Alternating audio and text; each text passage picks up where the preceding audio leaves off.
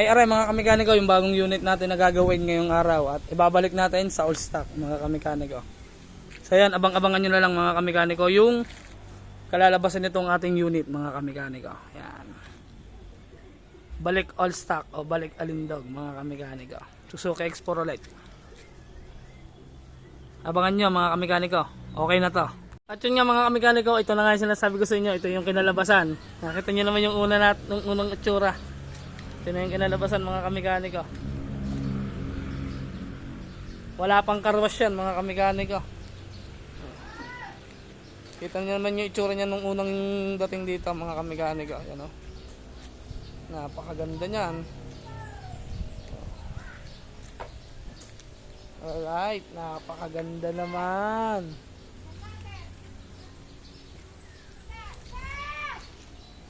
Alright. Makita nyo naman yung itsura dati, tapos yung itsura ngayon. Yan hindi ko pa nalilinisan. Pero bago natin ibigay sa may-ari ay lilinisan muna natin yan.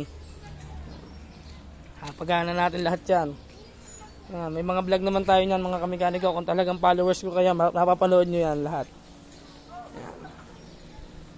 Alright na, napakaganda naman mga kamekaniko. Tingnan nyo kung di pa natin nakakarwas. Kita nyo, ayan o. Tingnan nyo, ayan o. Dami pang langis-langis kasi nga kabubuo lang. Yan, kakarwas natin yan. Samahan nyo rin ako.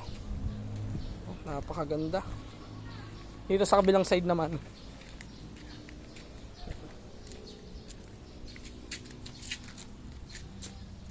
Diba?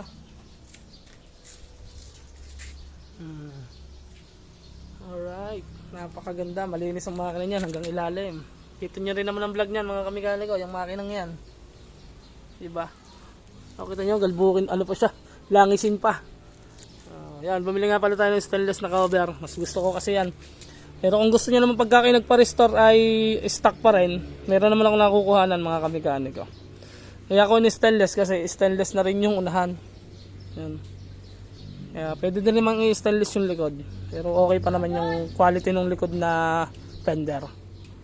Yan. Ito yung ating wiring yan. Upload nyo naman yung ating mga wiring. Napakaganda din. Tapos itong cluster na to ay aluminum na rin. Nakabili na ako ng aluminum. Original. Yan, original na yan.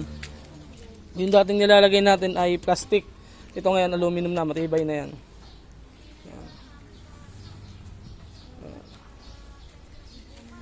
Diba? Napakaganda. Doon sa unang vlog natin, hindi nyo nakita yung unang itsura nito, kung anong itsura.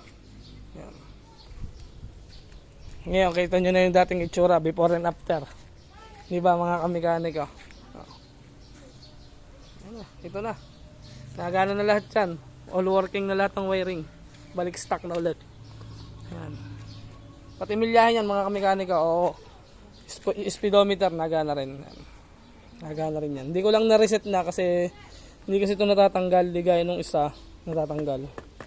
Yan. So yan, hanggang dito na lang ulit mga kamekaniko ang ating vlog. Abang-abangan nyo tayo maglilinis. Lilinisin natin para mas makita nyo yung itsura. Mas gaganda pa yan pag nalinis natin. Alright. Peace out.